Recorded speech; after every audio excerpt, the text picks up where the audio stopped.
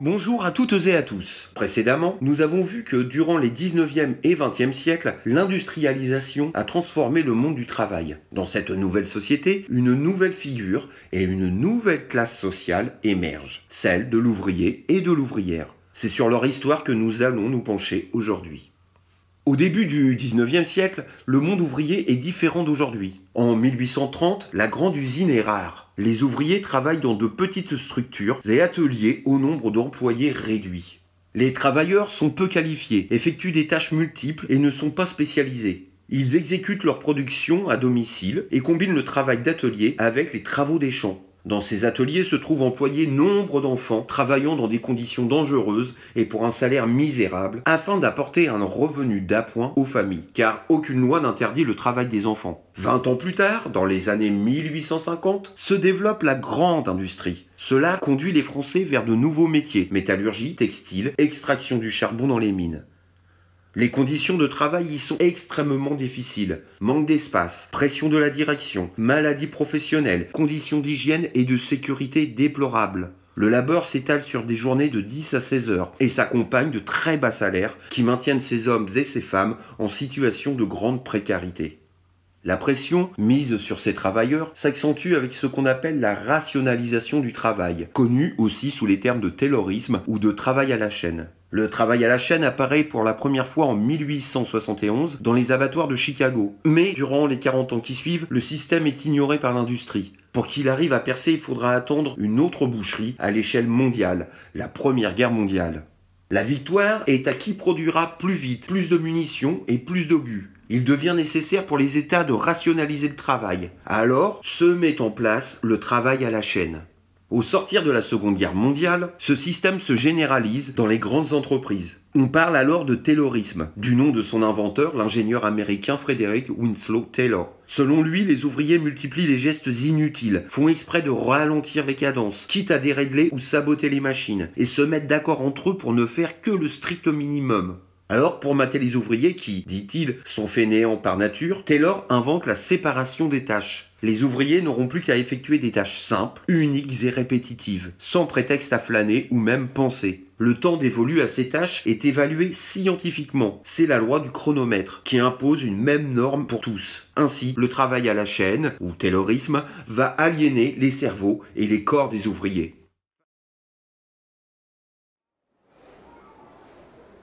Je suis rentré à 18 ans, je sais pas, en sortant de l'école.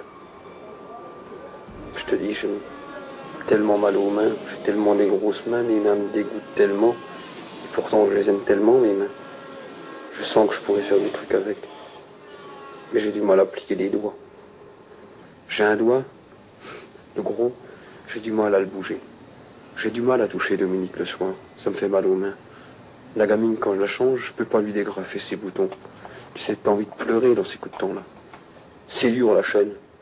Moi, maintenant, je peux plus y aller, j'ai la trouille d'y aller. C'est pas le manque de volonté, c'est la peur d'y aller. Face à ces conditions de travail exécrables, ouvriers et ouvrières vont constituer une nouvelle classe sociale et développer une véritable identité commune, l'identité ouvrière. Concentrés dans les mêmes quartiers d'habitation, souvent insalubres, les ouvriers fréquentent les mêmes lieux et partagent les mêmes activités. En outre, durant les pauses, les ouvriers les plus instruits lisent les journaux socialistes et syndicalistes à leurs camarades. Cela permet au monde ouvrier de développer une solidarité. Cette identité est renforcée avec l'espace de l'usine. Les ouvriers y sont réunis la journée durant, partageant leurs repas, voyant leur vie rythmée par la sonnerie de l'horloge. Ils prennent peu à peu conscience de leur exploitation et commencent à s'organiser. Cette identité ouvrière donne naissance à une conscience de classe qui conduit à la mobilisation, à la contestation et aux luttes sociales et politiques, afin d'acquérir de meilleures conditions de travail et de vie. C'est sous la Troisième République, de 1870 à 1940, que s'affirme la question sociale, c'est-à-dire la réflexion sur les conditions de vie et de travail des ouvriers. Sous la pression des mouvements sociaux et des syndicats, s'imposent alors de grandes avancées sociales. Mais quelles sont les origines des contestations sociales ? Tout débute en 1831 avec la révolte des canuts de Lyon. Celle-ci trouve son point de départ dans la dégradation des conditions de travail et de salaire des ouvriers du textile lyonnais. Ils réclament un tarif minimum pour leur travail. Ils se mettent alors en grève et occupent Lyon. Mais la grève n'étant pas un droit et étant interdite avant 1864, celle-ci est réprimée dans le sang par l'intervention de l'armée. Dès lors, des forces vers le progrès sont à l'œuvre. Mais il faut attendre la seconde moitié du XIXe siècle, la Troisième République, pour qu'elle se matérialise. Alors, quels droits sociaux sont mis en place sous la Troisième République ? Si dès 1840, une loi interdit le travail des enfants de moins de 8 ans, si certes une loi de 1864 reconnaît finalement le droit de grève, c'est à partir de 1870 que plusieurs lois fondatrices sont votées. Ainsi, en 1884, la loi Waldeck-Rousseau autorise les syndicats, ces associations de travailleurs qui cherchent à défendre les intérêts d'une classe sociale. Les ouvriers ont désormais le droit de se rassembler et prennent conscience de leur poids politique. Ces regroupements permettent aux travailleurs de négocier de meilleures conditions de travail avec le patronat. La combativité des ouvriers est bientôt stimulée par la création en 1895 du premier syndicat français, à savoir la CGT, la Confédération Générale du Travail. Celle-ci va jouer un rôle important dans l'amélioration de la condition ouvrière. En 1898, la loi sur l'indemnisation des accidents du travail permet aux salariés de toucher une pension équivalente aux préjudices subis dans l'exercice de leur métier. En 1906, la création du ministère du Travail matérialise un interlocuteur pour les syndicats et la négociation sociale. Plus tard, en 1928, la loi sur les assurances sociales institue un régime de financement de protection pour la maladie, l'invalidité et la vieillesse. Enfin, en 1936, une coalition des principaux partis de gauche remporte les élections et prend le pouvoir. Il s'agit de ce qu'on appelle le Front populaire. Après d'importants mouvements de grève générale, le gouvernement initie des réformes sociales importantes. Ces réformes sont signées lors de ce qu'on appelle les accords de Matignon. Ces accords instaurent les premiers congés payés, d'une durée de 2 semaines par an. Ils instaurent aussi la réduction du temps de travail, avec la semaine de 40 heures maximum, établissent aussi des conventions collectives et imposent de fortes augmentations de salaire. S'en suivront en 1945 la création de la sécurité sociale et en 1958 celle de l'assurance chômage. Ces lois transforment donc profondément la société. Ces avancées sociales s'accompagnent, comme nous l'avions vu précédemment, de l'exode rural. Les campagnes se vident et les villes se remplissent. Mais les nouveaux arrivants ne vivent pas dans des environnements sains. On voit se multiplier les bidonvilles, véritables foyers de misère sociale. Et c'est pour lutter contre cette misère que l'école devient un enjeu de taille. Alors, voyons quelle place donne la République à l'instruction.